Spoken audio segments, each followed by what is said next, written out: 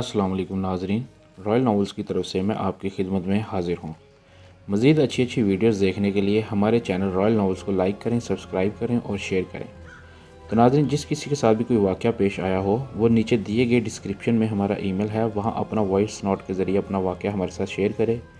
हम अगली वीडियो में उसका वाक़या नशर करेंगे। शुक्रिया। तो चलिए शुरू करते हैं।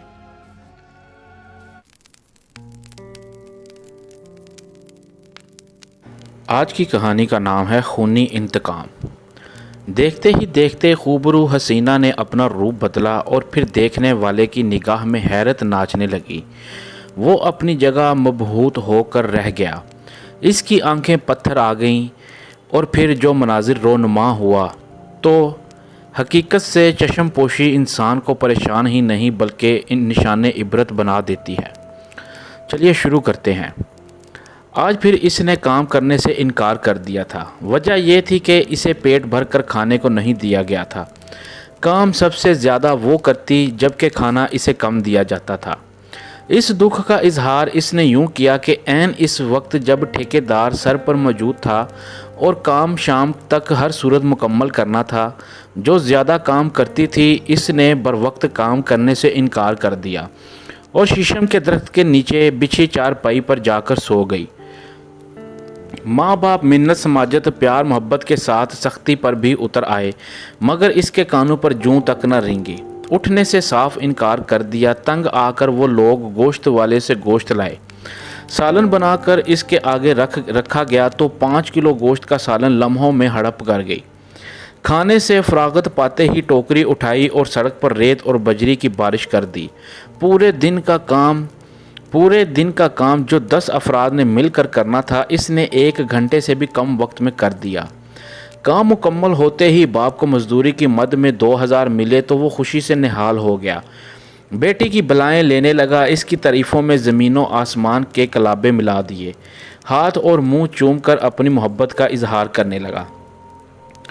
बच्ची क्या पैदा हुई थी। दुखों के आसमान पर सुख का सूरज अपनी तमाज़त से चमक कर इसके घर में खुशियों की बहारें लाया। दिनों में महीनों की लगती थी। थोड़ा अरसा गुजरा था कि कद कामत बढ़ने लगा। सोचो फिक्र में तब्दीली आने लगी। अज़ा की हरकत के साथ चलने फिरने की कोशिश करने लगी। इस अजीबो गरीब सूरत हाल से वालिदैन सख्त हैरान थे। शऊर की पगडंडी पर कदम रखने का पता ही ना चला। बच्चों की ज़रूरियात और फरमाइश वालिदैन को हलकान कर देती हैं।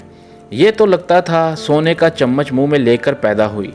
जिस चीज़ की ख्वाहिश करती मिनटों में इसके सामने होती। ऐसे खिलौने इसके पास थे जो गैर मुमालिक में रहने वालों के बच्चों के पास भी न थे। वालिदैन को कभी ईद बारात के मौके पर पेट भर कर खाना और फिर फल वगैरह मिलते थे, जबकि ये लड़की बेमौसम के फल खाती थी। बचे हुए फल दूसरे बहन भाइयों के काम आते थे। अच्छे फल, गज़ायत वाली खुराक, खुशहाल फ़िक्र व परेशानी से दूर रहने वाली रेशमा एक अमीर घराने की शहज़ादी लगती थी। चलते फिरते हुस्न की देवी लगती, जिसके सामने दूसरी लड़कियों का हुस्न मांद पड़ जाता था। मगर गुर्बत सब कुछ धुंधला कर रख देती है। अमीर माँ बाप की काली कलोटी बेटी भी परी चेहरा और लाखों में एक होती है, लेकिन गरीब की बेटी बेशक चांद का टुकड़ा, कंवल का कीचड़ में खिला फूल हो, लेकिन जब फटे पुराने कपड़े पहनकर निकलती है तो यूं लगता है जैसे चांद को ग्रहण लगा हो। असलम गरीब बाप का बेटा था। बाप की उम्र मेहनत मजदूरी करते गुजरी। एक दिन ज़ेरे तमीर मकान की दीवार के साए में सस्ताने के लिए बैठा था कि धड़ाम से दीवार गिरी और वह जाम बहक हो गया। जिम्मेदारी असलम के सर पर आन पड़ी तो बचपन में ही मजदूरी में जत गया, और जब जवान हुआ तो माँ को सर पर सरहाने सजाने का शौक़ चढ़ आया तो करीबी रिश्तेदारों में मुनासिब लड़की देकर शादी कर दी गई। औलाद के मामले में असलम कुछ ज़्यादा ही खुश नसीब निकला। यके बाद दीगरे 4 बेटे 5 बेटियां हो गईं। बच्चों की फ़ौज से घबराने के बजाय खुश होने लगा। रोज़ी रोटी का अल्लाह मालिक है। गरीब ने कौन सा ज़मीनों का बंटवारा करना होता है जो इसे ज़्यादा बच्चों की परेशानी हो। मेहनत मजदूरी से बच्चों की कफ़ालत करता। बच्चों की वजह से ये ज़िम्मेदारी बढ़ गई थी। اب اسے روز کام پر جانا پڑتا، بیوی بھی ساتھ دیتی، لوگوں کے گھروں میں کام کرتے یوں پرانے کپڑے اور بچا کچا کھانا مل جاتا۔ زندگی اپنی ڈگر پر رواں دواں تھی۔ اس دوران ایک ایسی بچی پیدا ہوئی جس نے پورے خاندان کو حیران کر دیا۔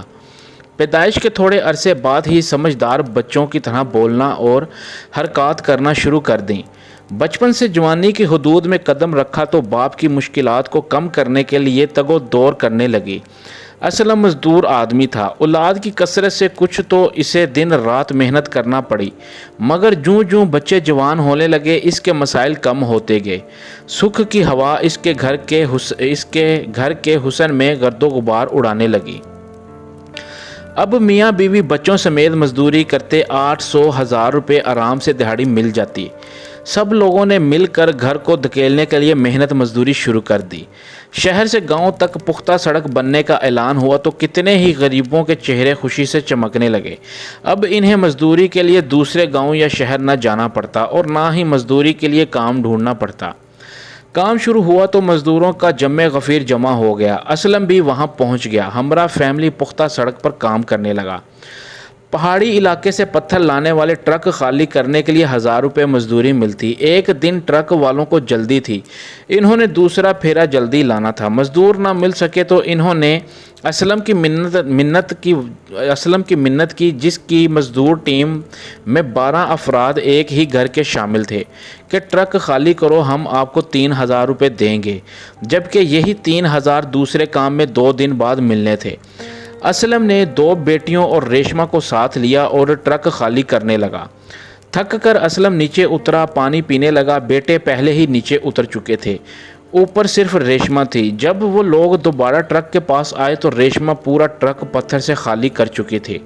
یہ صورتحال دیکھ کر وہ خوش بھی ہوئے اور حیران بھی۔ 3000 پہ ملتے ہی وہ تو ہواؤں میں اڑنے لگے۔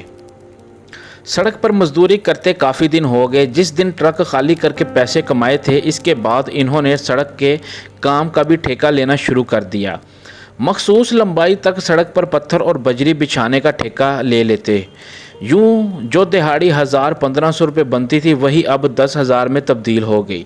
پیسے آنے پر اسلم نے اب کچھ کنجوسی کرنی شروع کر دی۔ سارا دن کام کرتے، شام کو وہی دال روٹی، دن کو بھی گوشت پکتا۔ ریشمہ کے حصے میں ایک آدھ بوٹی آتی، جبکہ اس کے کام کے سہارے پر اب وہ لوگ ٹھیکیدار بن کر ہزاروں روپے کما رہے تھے۔ آج پھر عین دوپہر کے وقت جب کام زوروں پر تھا، ٹھیکیدار سر پر کھڑا تھا۔ سڑک کے اس حصے کو شام تک لازمی پتھر سے پر کرنا تھا۔ کل اس پر تارکول ڈالنی تھی، مگر ریشمہ نے سر کو پکڑا اور درخت کے نیچے چارپائی پر جا کر سو گئی۔ کام کرنے سے صاف انکار کر دیا۔ کام میں سب سے زیادہ کروں اور پیٹ بھر کر کھانا بھی نصیب نہ ہو، کیوں؟ مجھے کس جرم کی سزا دی جا رہی ہے؟ جب تک یہ پیٹ بھر کر کھانا نہیں کھاؤں گی، کام پر نہیں جاؤں گی۔ دھنیا اور ہری مرچ کی چٹنی اور نمک والی لسی پی کر میں ہرگز کام نہیں کر سکتی۔ اسلم سخت پریشان تھا۔ اسلم ریشمہ کام نہ کرتی تو وہ سب مل کر یہ کام شام تک مکمل نہ کر پاتے۔ پہلے تو میاں بیوی نے اس کی منت سماجت کی، پیار محبت سے سمجھایا۔ جب نہ مانی تو جھڑکا دھمکی دی، مگر وہ ٹس سے مس نہ ہوئی۔ جب تک پیٹ بھر کر کھانا وہ بھی گوشت کے ساتھ نہیں کھاؤں گی، کام کو ہاتھ نہیں لگاؤں گی۔ آخر مجبور ہو کر اسلم نے گوشت والے سے پورا 5 کلو گوشت لیا۔ اس کا خیال تھا کہ وہ بڑی مشکل سے آدھا کلو کھا سکے گی۔ آج شرمندہ کروں گا، مگر جب 5 کلو گوشت پکا اس کے آگے رکھا گیا، وہ دونوں ہاتھوں سے کھانے لگی اور پانی اس وقت مانگا جب 5 کلو گوشت چٹ کر چکی تھی۔ کھانے کے بعد دو چار ڈکاریں لیں، اٹھ کھڑی ہوئی، سب لوگوں کو کہا، میں نے آج پیٹ بھر کر کھانا کھایا ہے، اس مہربانی کے بدلے تم سب لوگ یہاں چھاؤں میں بیٹھو، میں اکیلی کام کروں گی، تم کو ہاتھ ہلانے کی ضرورت نہیں۔ ٹوکری اٹھائی اور پتھر ڈھونے میں لگ گئی۔ یوں لگتا تھا ٹوکری کو پہیے لگ گئے ہوں یا ہوا میں اڑ رہی ہو۔ ٹوکری میں پتھر کے بجائے پھولوں کی پتیاں لگتی تھیں، جن کو اٹھانے میں اسے زور صرف کرنے کے بجائے خوشبوؤں سے محفوظ ہونے کا موقع ملا ہو۔ 10 بندوں کا کام اس نے اکیلے ہی گھنٹے سے بھی کم وقت میں کر دیا۔ یوں لگتا تھا کہ پتھر خود اڑ کر سڑک پر گر رہے ہوں۔ ठेकेदार और देगर मजदूर सब देखकर हैरान थे। काम जल्दी ख़त्म करने की खुशी में 500 रुपये इनाम मिले। अब तो असलम दिन रात दोनों हाथों से पैसे समेटने लगा। अनगिनत रुपयों के आने की देर थी कि असलम के तेवर बदलने लगे। खुद ठेकेदार बन गया, बीवी बच्चों को काम पर भेज देता, खुद नहा धोकर गांव में मटर गश्त करता, होटल पर बैठकर चाय पीता, गांव के चौक में ताश के पत्तों पर जुआ खेलता, आवारा दोस्तों का हल्का बढ़ने लगा, अब नशा भी करने लगा। कल का गरीब मजदूर सारा दिन पुख्ता सड़क पर पत्थर ढोने वाला और बाश लोगों का सरगना बन गया। अब तो बाकायदा गांव की बहू बेटियों को तंग करना शुरू कर दिया। कल पुर्जे ऐसे निकले कि अपनी जवान बेटियों का भी ख्याल ना रहा, गैरत छू करके गुजर गई। अंधे इंसान की मानद माँ बहन बेटी बीवी के फ़र्क का ख्याल न रहा, हर वक्त नशे में टुन रहता। नशा इसलिए हराम करार दिया गया है कि आदमी होश से बेगाना हो जाता है, सोचने समझने की सलाहियत ख़त्म हो जाती है और रिश्तों का एहसास नहीं रहता। लेकिन अफसोस आज का नौजवान नशा करके फ़ख्र से नुमाइश करता है और भड़के मारता है। आवारा लोगों के दोस्त भी इन्हीं की तरह माशरे के माथे पर कलंक की मानद होते हैं। हर इज़्ज़तदार आदमी इनके शर से बचने की कोशिश करता है, कोई भी मोअज़्ज़िज़ आदमी इनके मुंह नहीं लगता। इनको मारें तो भी बेइज्जती, इनसे मार खाएं तो भी बेइज्जती।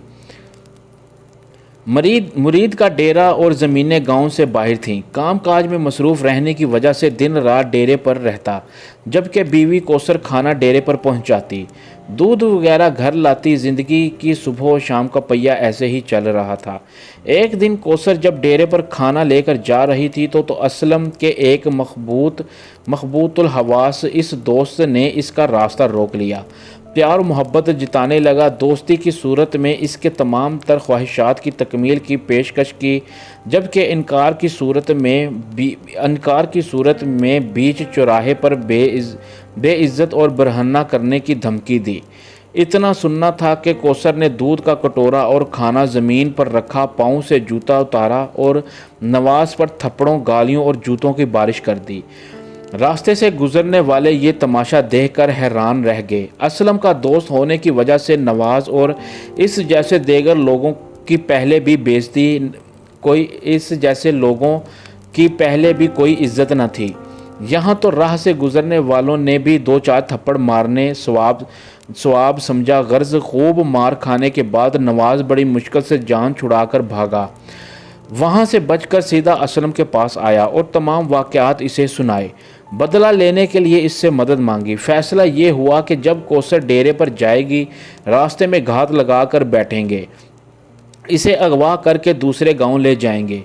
सारे दोस्त इसकी इज्जत की धज्जियां उड़ाएंगे, मोबाइल से अरियां तस्वीर बनाकर इसे गांव में बेइज्जत करेंगे।